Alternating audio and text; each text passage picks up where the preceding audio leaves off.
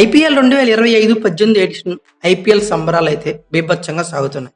అందరూ ఎక్స్‌పెక్ట్ చేసినట్లే తమ తమ అంచనాలు ఈ ఐపీఎల్ సీజన్ కూడా అందుకుంటుంది. బట్ ఈ ఐపీఎల్ సీజన్ కొంచెం డిఫరెంట్‌గా ఉందని చెప్పుకోవచ్చు.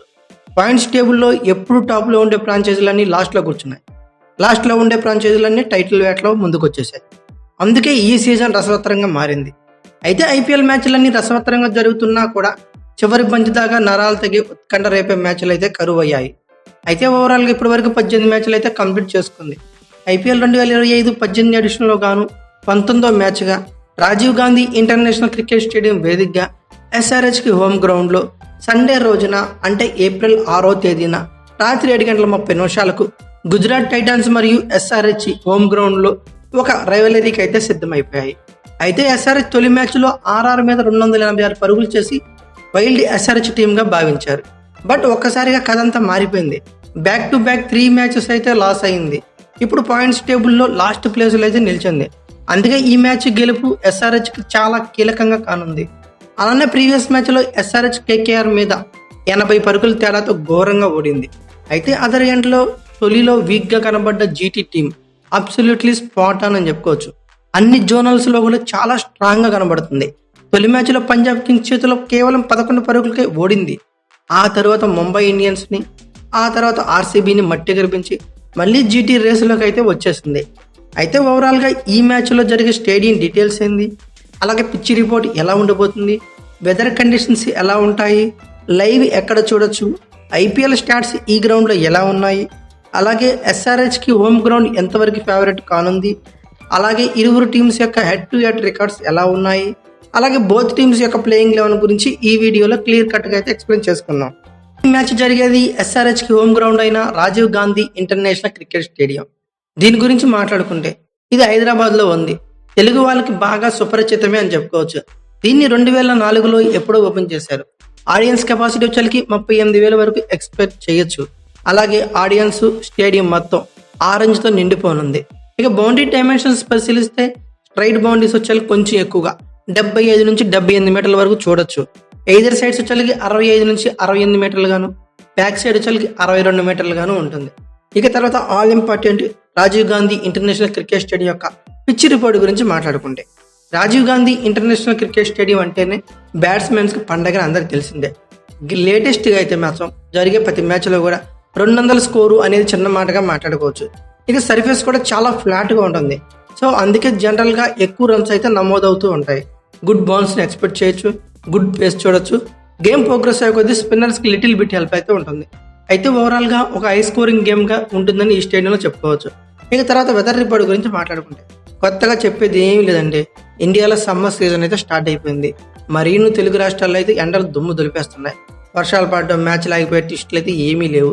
మ్యాచ్ డేన టెంపరేచర్ మాత్రం 32 degrees అబోవ్ ఉంటుందని ఎక్స్పెక్ట్ చేస్తున్నారు. ఇక తర్వాత లైవ్ స్ట్రీమింగ్ గురించి మాట్లాడుకుంటే ఓటీటీలోనే 2 బిగ్ ప్లాట్ఫామ్స్ అయిన జియో సినిమాలు అలాగే జియో హాట్స్టార్ 2 కలిసి కంబైన్ అయిపోయి ఈ ఐపీఎల్ని అయితే ప్రజెంట్ చేస్తున్నాయి. అదే జియో హాట్స్టార్. ఈ జియో హాట్స్టార్లో టీవీల్లో కాకుండా మొబైల్లో అయితే వాచ్ చేయొచ్చు. మరి టీవీల్లో వాచ్ చేయాలంటే ఎలా? స్టార్ స్పోర్ట్స్ 2లో చూడొచ్చు. బట్ రెండింటికి కూడా సబ్స్క్రిప్షన్ అయితే తప్పనిసరి. ఇక ఈ గ్రౌండ్లో ఐపీఎల్ స్టాట్స్ పరిశీలిస్తే టోటల్గా ఇక్కడ వచ్చేకి 80 మ్యాచ్లు అయితే జరిగాయండి. ఫస్ట్ బ్యాటింగ్ వాళ్ళు 35 గెలిస్తే, సెకండ్ బ్యాటింగ్ వాళ్ళు 44 గెలిచారు. నో రిజల్ట్గా అయితే ఒక మ్యాచ్ అయితే ఉండిపోయింది. అలాగే హైయెస్ట్ టోటల్ చూస్తే 286 పరుగులు 6 వికెట్లుగా ఎస్ఆర్హెచ్ పేరిట ఉంది. లోయెస్ట్ టోటల్ చూస్తే 80 పరుగులకి ఆల్ అవుట్ అయింది డీసీ. హైయెస్ట్ రన్ చేజ్ చూస్తే ఈ గ్రౌండ్లో 217 పరుగులు 7 వికెట్ని ఆర్ఆర్ అయితే చేజ్ చేసింది. లోయెస్ట్ డిఫెన్స్ చూస్తే ఎస్ఆర్హెచ్ 126 పరుగులు 6 వికెట్లను కాపాడుకోగలిగింది. ఈ ఫస్ట్ ఇన్నింగ్స్ యావరేజ్ స్కోర్ ఈ గ్రౌండ్లో చూస్తే 163 పరుగులే. అయినప్పటికీ ఇక్కడైతే మాత్రం ఈ మధ్య అయితే 200 స్కోర్ అనేది చిన్న మాటగా మాట్లాడుకోవచ్చు. ఇక తర్వాత ఎస్ఆర్హెచ్కి హోమ్ గ్రౌండ్లో స్టాట్స్ ఎలా ఉన్నాయో పరిశీలిద్దాం. టోటల్గా ఎస్ఆర్హెచ్ ఇక్కడ 57 మ్యాచ్లు అయితే ఆడిందండి. 35 గెలిచింది, 21 ఓడింది. అంటే విన్నింగ్ పర్సెంట్స్ ఆల్మోస్ట్ 60 అబోవ్ ఉందని చెప్పుకోవచ్చు. ఇక ఒక మ్యాచ్ అయితే టై అయింది. ఇక్కడ బ్యాటింగ్ యావరేజ్ వచ్చేకి 28.90గా ఉంది. బ్యాటింగ్ రన్ రేట్ చూస్తే 8.41గా ఉంది. బౌలింగ్ యావరేజ్ చూస్తే 25.43గా ఉంది. బౌలింగ్ ఎకానమీ చూస్తే 8.05గా ఉందని చెప్పవచ్చు. ఇక ఎస్ఆర్హెచ్ మరియు జీటీల మధ్య హెడ్ టు హెడ్ రికార్డ్స్ పరిశీలిస్తే టోటల్గా ఇరువురు టీమ్స్ మధ్య 5 మ్యాచ్లు అయితే జరిగాయండి. జీటీ 3 గెలిస్తే ఎస్ఆర్హెచ్ కేవలం 1 గెలిచింది. నో రిజల్ట్గా ఒక మ్యాచ్ అయితే ఉండిపోయింది. ఎస్ఆర్హెచ్ హైయెస్ట్ స్కోర్ చూస్తే జీటీ మీద 199 పరుగులు, లోయెస్ట్ స్కోర్ చూస్తే 162 పరుగులుగా ఉంది. అలాగే జీటీ మీద ఎస్ఆర్హెచ్ హైయెస్ట్ స్కోర్ చూస్తే 195 పరుగులు, లోయెస్ట్ స్కోర్ చూస్తే 154 పరుగులుగా ఉంది. అయితే 2024 అంటే ప్రీవియస్ సీజన్లో జీటీ మరియు ఎస్ఆర్హెచ్ 2 మ్యాచ్ల్లో తలపడ్డాయి. జీటీ 7 వికెట్స్ తేడాతో ఒక మ్యాచ్లో గెలిస్తే ఎస్ఆర్హెచ్ మీద, రెండో మ్యాచ్ అయితే వర్షం వల్ల రద్దయింది. ఇక ఫైనల్గా ఇరువురు టీమ్స్ యొక్క ప్లేయింగ్ లెవెన్ గురించి మాట్లాడుకుందాం. ముందుగా జీటీ యొక్క ప్లేయింగ్ లెవెన్ గురించి మాట్లాడుకుందాం. మెయిన్లీ జీటీ యొక్క బ్యాటింగ్ యూనిట్ వేరే లెవెల్ ఫామ్లో ఉన్నారు భయ్య. Mainly top order. Next Sai Sudharsan extremely well in form, literally చెత్త కొట్టేస్తున్నాడు భయ్య. తొలి 2 మ్యాచ్ల్లో 70 దాకా కొట్టినట్టున్నాడు.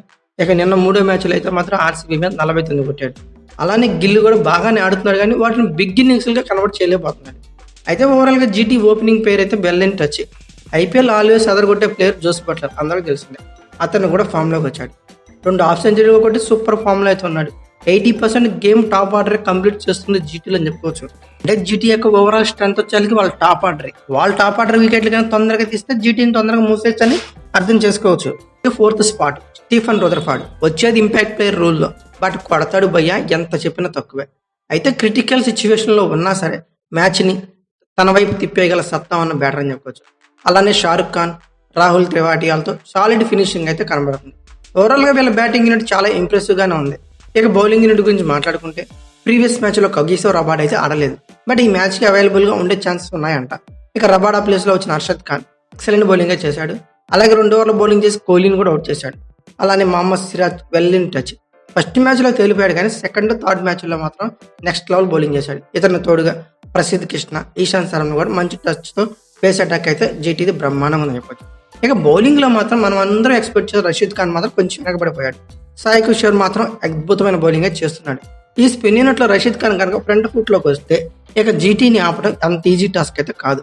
ఓవరాల్గా జీటీ యొక్క ప్లేయింగ్ లెవెన్ పేపర్ మీద పరిశీలిస్తే Sai Sudharsan, Shubman Gill, Jos Buttler, Shahrukh Khan, Rahul Tewatia, Arshad Khan or Kagiso Rabada, Rashid Khan or Sai Kishore, Mohammed Siraj, Prasidh Krishna, Ishant Sharma. Impact ప్లేయర్స్కి వచ్చేసరికి స్టీఫెన్ రదర్ఫర్డ్ కానీ గ్లెన్ ఫిలిప్స్ కానీ ఆడే ఛాన్సెస్ అయితే ఉన్నాయి. ఇక తర్వాత అందరూ వెయిట్ చేస్తే లాస్ట్ ప్లేయింగ్ లెవెన్ గురించి మాట్లాడుకుందాం. అదే అండి ఎస్ఆర్హెచ్ యొక్క ప్లేయింగ్ లెవెన్ గురించి మాట్లాడుకుందాం. ఎస్ఆర్హెచ్కి ఇది ఒక అర్థం కాని టీం కదని చెప్పుకోవచ్చు. ఫస్ట్ మ్యాచ్లో 286 పరుగులు చేసి ఘన విజయం సాధించాక బ్యాక్ ఫుట్లో అయితే నిలిచింది. వెంట 2 మ్యాచ్లు అయితే ఓడిపోయింది. ఎవ్వరు కూడా ఇది ఎక్స్పెక్ట్ చేసి కూడా ఉండరు. వైల్డ్ ఎస్ఆర్హెచ్ అని పేరు కూడా పెట్టేశారు. బట్ అంతా కథ మారిపోయింది. ప్లేయింగ్ లెవెన్ మొత్తం ఫామ్లో లేరు. వికెట్ పడ్డాక కాసేపు క్రిజ్లో స్టే చేసే బ్యాటర్ వెళ్ళాడు. Mainly opening complete out of box అని చెప్పవచ్చు. ఇద్దరు ఫెయిల్ అవుతూనే ఉన్నారు. వీళ్ళిద్దరు కలిసి పవర్ ప్లే దాకా, అంటే అభిషేక్ శర్మ, ట్రావిస్ హెడ్ ఒక పవర్ ప్లే దాకా బ్యాటింగ్ చేస్తారండి. వీళ్ళు 250 కొడతారనేది చిన్న మాటగా మాట్లాడుకోవచ్చు. ఇక తర్వాత ఇషాన్ కిషన్ రాగానే ఫస్ట్ మ్యాచ్ సెంచరీ కొట్టాడు. తర్వాత 2 మ్యాచ్లు అట్టర్ ఫ్లాప్ అయిపోయాడు. ఇక తర్వాత చిన్న క్యామియో మాత్రం ఆడుతున్నాడని చెప్పుకోవచ్చు నితీష్ కుమార్ రెడ్డి. కొంతవరకు పర్వాలేదు, సెట్ అయిపోయాడు, కొడతాడు అనుకుంటే అవుట్ అయిపోతాడు. అలాగే ఎన్హెచ్ క్లాస్ అని కూడా అదే లైన్లో ఉన్నాడు. వీళ్ళిద్దరు గాడిలో పడితే మాత్రమే ఎస్ఆర్హెచ్ని కోలుకుంటుందని చెప్పుకోవచ్చు. ఇక కొత్త ప్లేయర్స్ అంకిత్ వర్మ, కామిందు మెండిస్ బెటర్ టచ్లో కనబడుతున్నారు. అయితే పేస్ యూనిట్లో పాట్ కమిన్స్, హర్షల్ పటేల్, మహమ్మద్ షమి, సమర్జిత్ సింగ్ చూస్తానికి బీభత్సమైన పేస్ అటాక్ అయితే కనపడుతుంది. బట్ వీళ్ళు ఎప్పుడు బౌలింగ్ చేస్తారు, ఎప్పుడు ఆదుకుంటారు అనేది ఖచ్చితంగా చెప్పలేని పరిస్థితి నెలకొంది. అందరూ ఒకేసారి లైన్ తప్పేసినట్టు బౌలింగ్ చేస్తున్నారు. జసన్ అన్సారీతో కొంతవరకు స్పిన్ యూనిట్ బెటర్గానే కనబడుతుంది. ఆడమ్ జంపాకి అయితే అవకాశం రావటం లేదు. అయితే వీళ్ళ ప్లేయింగ్ లెవెన్లో కూడా పెద్దగా చేంజెస్ అయితే ఎక్స్పెక్ట్ చేయలేవు. ఎందుకంటే వీళ్ళ దగ్గర బ్యాకప్గా ఉన్న సోర్సెస్ చాలా తక్కువగా మాట్లాడుకోవచ్చు. 1-2 అవకాశం ఇచ్చినా వాళ్ళు యూజ్ చేసుకున్నారు. ఫర్ ఎగ్జాంపుల్ అంకిత్ వర్మ, కామిందు మెండిస్ ఇచ్చిన 2 మ్యాచ్ల్లో కొంతవరకు వాళ్ళు ముందు పెంటకంలోకి వచ్చారని చెప్పుకోవచ్చు.